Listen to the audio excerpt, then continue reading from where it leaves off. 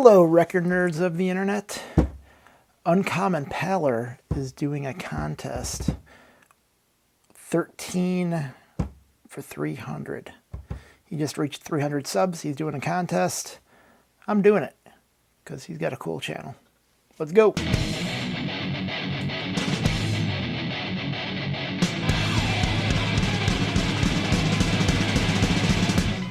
In the morning. So if you've never been to the channel of Uncommon Pallor, he does a lot of punk, metal, hardcore, lots of music of those genres. He makes me feel like a poser because he's into stuff way deeper than I am. He is buying all the records of bands I see on flyers, and I'm like, fuck these bands, I don't care about these bands. But he's buying them. And he's going to make fun of probably every record I show you. You're worthless! You're less than nothing! That's the chance we take. So, number one, cover with a mammal on it, which technically you could show any album cover with people on it because people are technically mammals. However, how about some monkeys? Or baboons, right? 76% uncertain, estimated monkey time on Schmegma Records. I guess this was a split release with Incus. These guys came from a band called CIA, and then at some point they started 76% uncertain, and then at some point they broke up, and then at some point they teamed up with Ray Cappo. This was a Connecticut band. Ray Cappo was from Connecticut. In post Youth of Today, started Shelter. So on the first Shelter record, these guys are actually playing the instruments. Number two, record that has food on the cover. When you think about a band with food, I mean, it's got to be the Descendants, right? So this is the Bonus Fat double EP, single. So this has the first 7-inch, which was 2 songs before Milo joined the band, It's a Hectic World and Ride the Wild.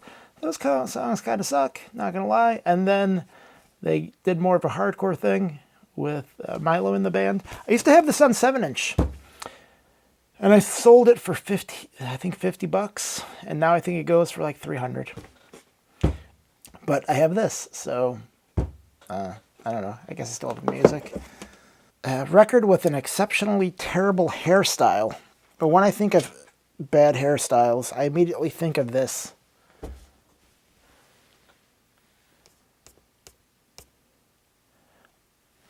at that. He just shaved half of his head. I don't know. This is such a weird cover. This cover is actually done by Pusshead. Talk about Pusshead some more later on. But yeah, he did that. And ironically, look, Violent Children, Ray Cappo's first band. He played drums in that. A single-sided record, a test pressing, or a picture disc. So I went with the most exciting of those 3 options, and I went with a test pressing of Poison Idea. Kings of Punk. This is the TKO double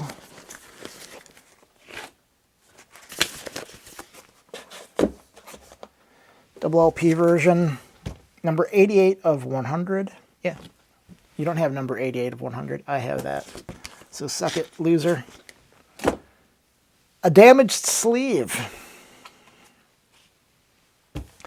This is a band called Strain. As you can see, this is gold, and then this turns like this weird silver color. That's because this got wet at some point before I bought it, and it ruined that. And you can see that, it's gross. So, and then like, yuck. This is on, some sort of weird color of vinyl. So this is on this is on Bacteria Sour. Pusshead's label. Second label, this first one is Pussmort. Ironically, Kings of Punk first issued on Pusshead's original label, Pussmort, which I mistakenly said that this was on. because I'm old and I don't remember things as well as I used to. Cover with a weapon on it. Pusshead. This is Pusshead art. This is a band called Peace Corps. This is called Quincy's Lament. This is the band being, I don't know, hassled by the cops. This is on Toxic Shock Records. This cover makes them look really awesome, and then the music is not awesome. So there's that. I don't know. Oh, he has a knife. I don't know if the knife was not visible. A 5-inch. I have a couple of 5-inch. 2 5-inches. A 6-inch. I don't have any of those. An 8-inch. I have an 8-inch. Still Life, Slow Children at Play. This was a emo-ish band, I guess. What was considered emo back then in the mid-90s. Kind of almost screamo, but yeah, it's not. This is on a tiny... Ooh, that's all gross looking. That's not a 10-inch, people. And it's not a 7-inch. It is an 8-inch. Still Life. Cover with a vehicle that's not a car or a motorcycle. So he showed a record with a tank on it. I'm like, I have a record with a tank on it. I'm like, I have a record with a cooler form of transportation from the same band. Jetpack. Or however he's maneuvering. He doesn't actually have a jetpack, but he's flying this way. So, I don't know. Explain that.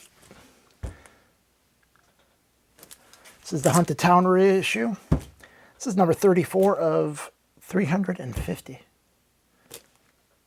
on some color of vinyl. Ooh, orange vinyl. A misleading cover. So originally, I was going to show the third Marginal Man record. But then when I went to go grab it, it has a guy throwing a fish into a lake. It's real kind of dumb. But, and it's not a good record. I went to go grab it, and I can't find any of my Marginal Man records. I have all 3 of them. Well, I had them. I don't know where they are. They're not in my M section.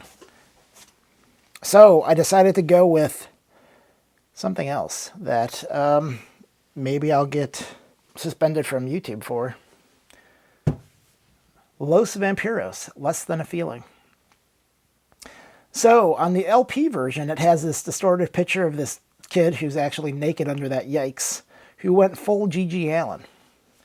And you look at this, the CD version was not distorted and was not colored yellow. It was just a normal color photo, but it was small. It was only 5 inches, so less creepy, but still creepy. But basically, this band is a band that the members of Dag Nasty started between Wig Out at Danko's and I think Field Day, when Brian Baker left the band, I think, for a minute. So this is Pete Kortner,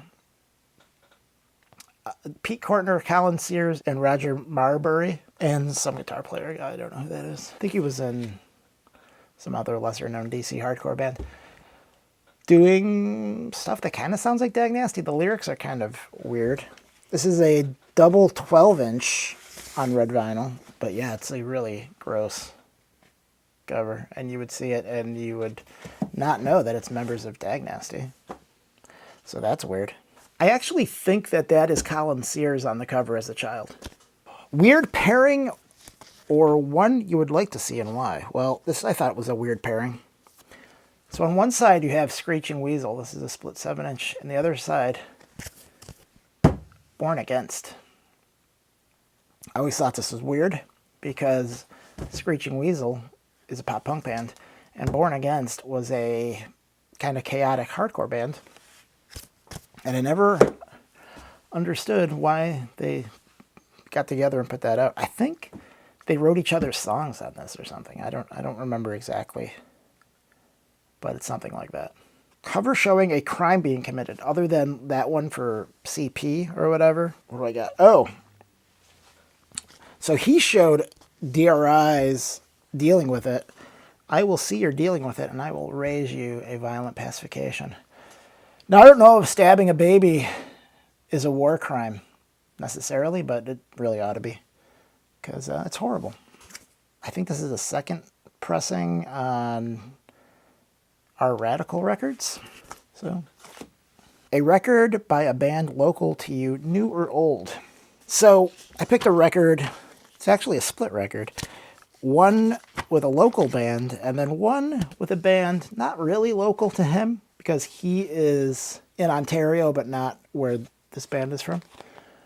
This band is from Pickering, which is in, I guess, I don't know, is it considered the GTA? But he's more southwest than that. But anyway, so this is a band called Fade Away.